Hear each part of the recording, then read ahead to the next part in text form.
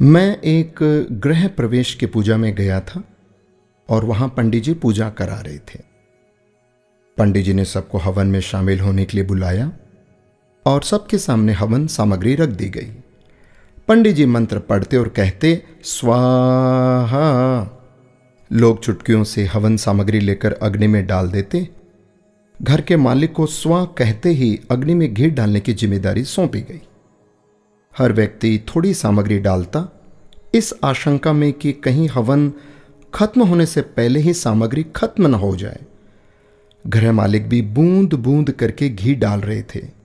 उनके मन में भी यही डर था कि कहीं घी खत्म ना हो जाए। मंत्रोच्चार चलता रहा, स्वाहा होता रहा और पूजा पूरी हो गई।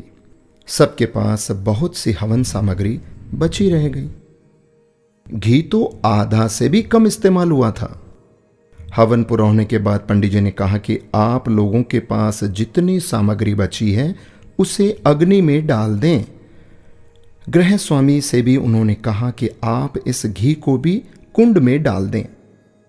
एक साथ बहुत सी हवन सामग्री अग्नि में डाल दी गई। सारा घी भी अग्नि के हवाले कर दिया गया। पूरा घर धुएं से भर गया। वहां बैठना मुश्किल हो गया।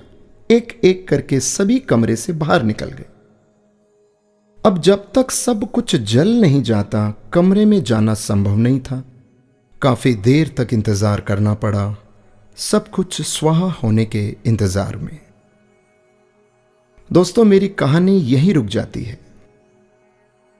उस पूजा में मौजूद हर व्यक्ति जानता था कि जितनी हवन सामग्री उसके पास है उसे हवन कुंड में ही डालना है, पर सभी ने उसे बचाए रखा कि आखिर में सामग्री काम आएगी या खत्म ना हो जाए।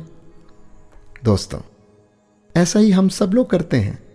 यही हमारी फितरत है।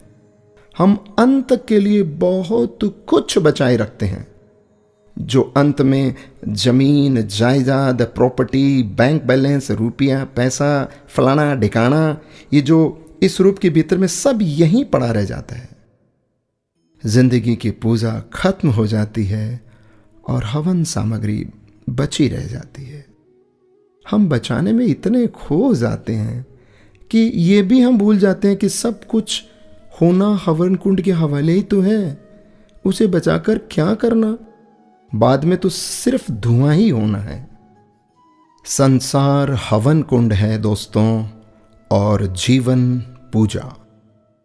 एक दिन सब कुछ हवन कुंड में समाहित होना है। अच्छी पूजा वही है जिसमें हवन सामग्री का सही अनुपात में इस्तेमाल हो, न सामग्री खत्म हो न बची रह जाए। यही मैनेजमेंट करना है।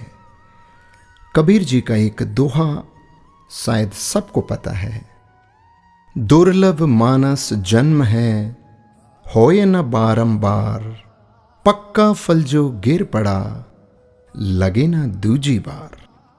दोस्तों, ये मनुष्य जन्म बार बार नहीं मिलेगा, तो क्यों ना हम समय का, पैसों का, अपनी सोच का और अच्छे कार्य करके इसका सही सदुपयोग और इस्तेमाल करें।